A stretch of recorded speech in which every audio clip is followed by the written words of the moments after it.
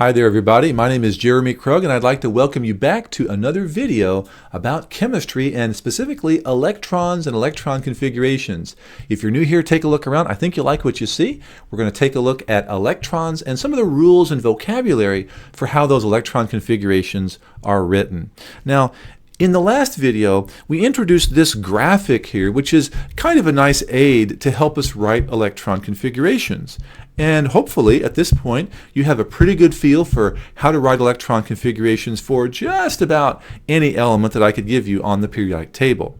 Now, as we think about these, though, we need to remember that electron configurations have certain ways in which they're written. Now, in the very first video in this section about electrons, you might remember that we had the stadium model. And I used that as kind of a mnemonic aid to help us understand how electrons are placed into different sections or parts of the electron cloud. Well, now this is time for us to talk about how these parts of the electron cloud are actually named. Now, you might recall that we had levels of the stadium. There was the first level, and then we filled the second level, and then we filled the third level. Well, scientists don't call these levels of the stadium. We actually call them energy levels, or sometimes we call them electron shells.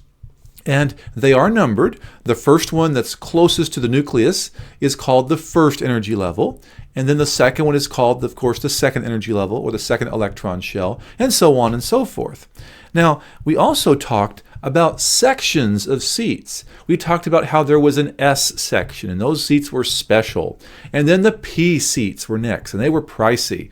And then the D section was reserved for the deserving. Some of those little corny ideas we talked about. Well, in chemistry, we don't actually call them sections of seats. That's just a thing that I made up. We actually call them sublevels. That's the correct name for those parts of the energy level. So sublevels, sometimes called subshells, that's also correct. And those sublevels are labeled S, P, D, and F. And so we want to get in the habit of calling these S, P, or D, F sublevels or subshells. That's the correct way to refer to those. Now you might recall that every sublevel or section of seats, as we said, had these little boxes in there. Each box, or sometimes we call them a row of seats, something like that, well, each box is actually going to represent what we call in science an orbital. And so we want to get in the habit of calling these orbitals, not boxes or sections of seats or something like that.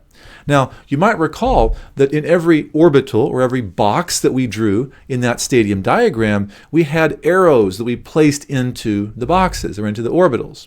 Well, every arrow represents an electron.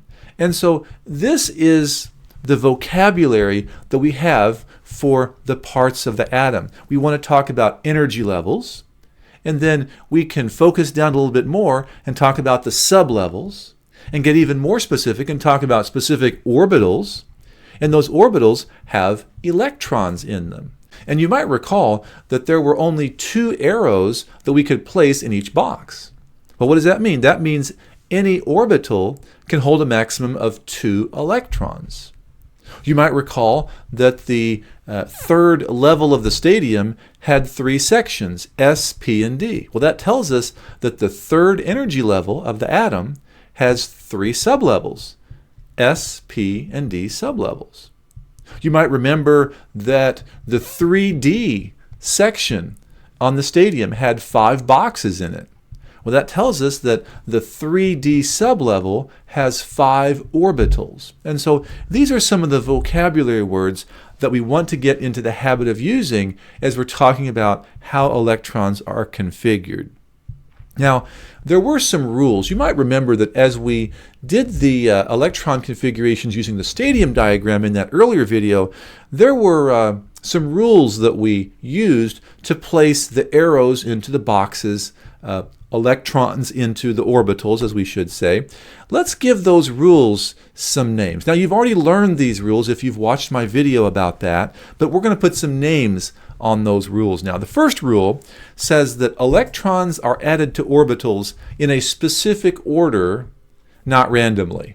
So this is where we started by placing the arrows into the 1s section, or electrons into the 1s sublevel, and then we did 2s, and then 2p, and then 3s, and then 3p, and then 4s. There was a very specific order that we used as we added these electrons to the sublevels. We don't just start with 3s, and then we'll do 4f, and then I'll do 1s today, and then we'll do something else. There's a very specific order. And there's a name for that principle. That's called the Aufbau principle. Now, Aufbau is a German word that literally means building up. And this is like if you're trying to build a house. You know that there's a very specific order in which you have to put things into a house if you're going to build it. For example, the first thing that you would probably want to put down is the foundation. And then you would put the walls up.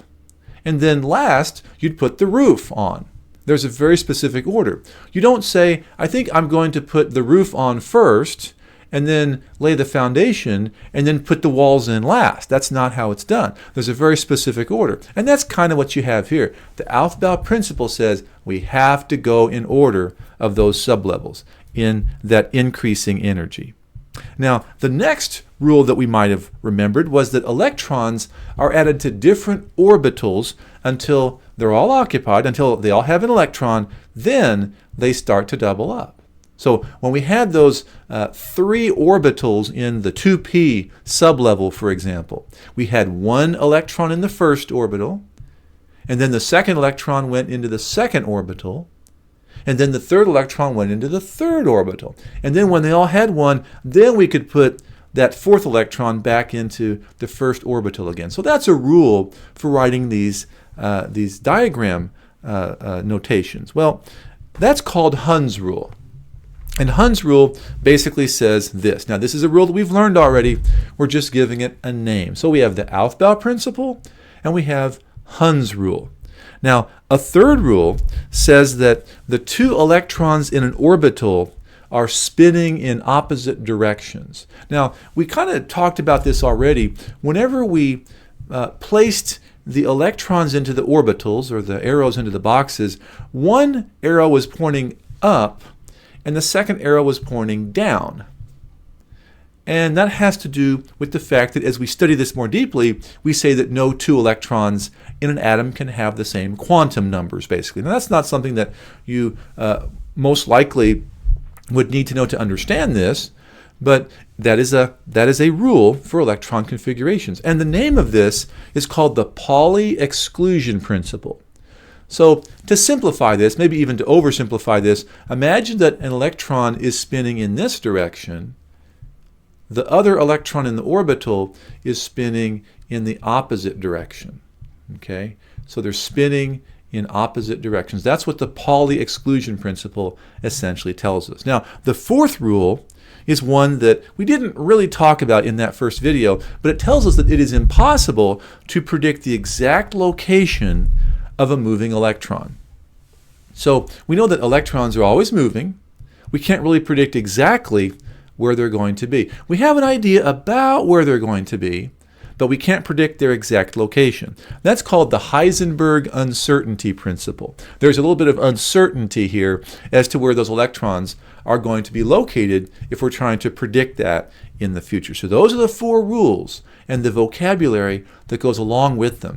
Now, as we're talking about electron configurations, I want to point out that there are 4 electron configurations that we deal with fairly commonly in chemistry, especially in high school chemistry, that are exceptions to the Aufbau principle.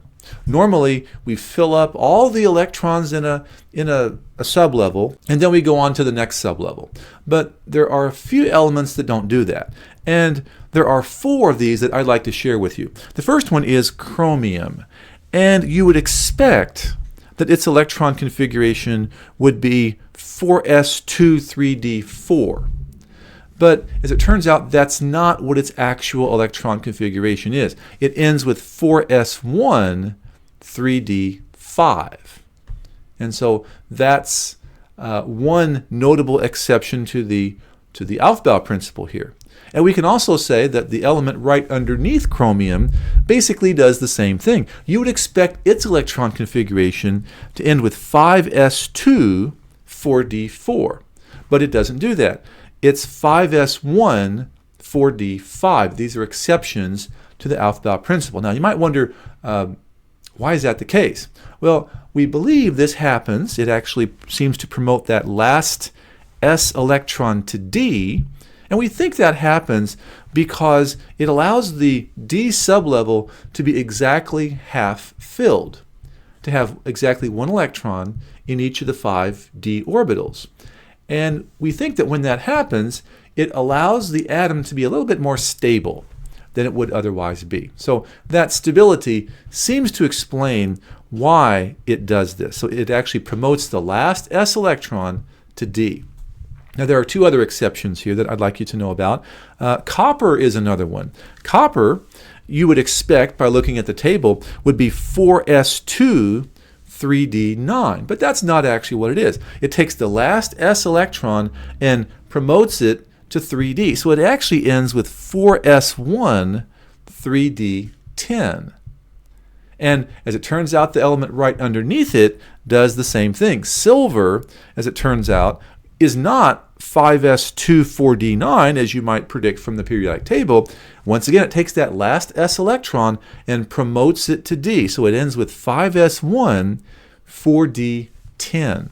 You might be looking at these 4 exceptions to the electron configurations and be thinking that this is, a lot of letters and numbers and it seems confusing. Just remember that all you have to do to remember these 4 is take one electron away from the last s sublevel and add it to the last d sublevel. That's all you got to do. So if chromium would have been 4s2 3d4, you take one away from the last s, add it to the final d, it's 4s1 3d5. And that's how all 4 of these work, as it turns out.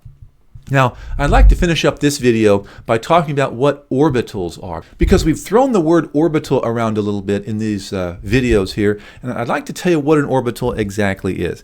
It is essentially a region of space where you are very likely to find an electron. Now, let's kind of describe this graphically. Let's imagine that we have one electron in an s orbital. And let's imagine that we take a picture, just a snapshot, of where that s electron is over the course of time. And we take just a bunch of snapshots. Where is that s electron? Well, you might end up with something like this. And you can see that this electron, this is just one electron once again, it is in a lot of different places over the course of time. And for the most part, we can say that it spends the vast majority of time in a region of space that we can draw with maybe this sphere right here. And so we can say that the s orbital has essentially a spherical shape. Now, that doesn't mean that the s electron never ventures outside of that area, just like you sometimes venture outside of your hometown, outside of your home, and you go outside of your comfort zone sometimes. That's what the s electron does as well. But most of the time, about 90% of the time or so, it's going to spend its time inside that spherical region that is the s orbital. Now, we can do that for a p orbital electron as well. Let's imagine we have an electron in a p orbital. Doesn't matter where, 2p, 3p, doesn't matter. And we just, once again, take a snapshot every so often. Where is that electron as time goes on? Well, we might get a picture that's kind of like this. Now, that's not a sphere, is it? This has a different shape, and we would say it has more of maybe a figure 8 shape, something like that. So we could draw that picture there to represent where the p electron is going to be most of the time. And once again, every now and then it ventures outside of that orbital, but that's the region of space where it's most likely to be found. It has kind of a dumbbell shape or an 8 shape, something like that, but that's what the p orbital might look like. How about a d orbital? We can do the same thing for a d orbital. And for most d orbitals, an electron in it would look kind of like this if you could take its snapshot. And I ask students what this looks like, and sometimes they say it looks like a butterfly, or it looks like a four-leaf clover or something like that. But that's essentially what you have here. That's the shape of most d orbitals. And so essentially we can summarize this and say that the s has a spherical shape, p orbitals have a figure 8 shaped, and most d orbitals have this four-leaf clover shape. And so I hope you've learned something from this video. I thank you for watching, and if you learned something from this video or maybe learned a new way of viewing something, I would encourage you to slam that thumbs up button, and if you like what you see, I'd encourage you to subscribe so you don't miss a thing here on my chemistry channel. Thanks for watching, and I hope to see you in the next video.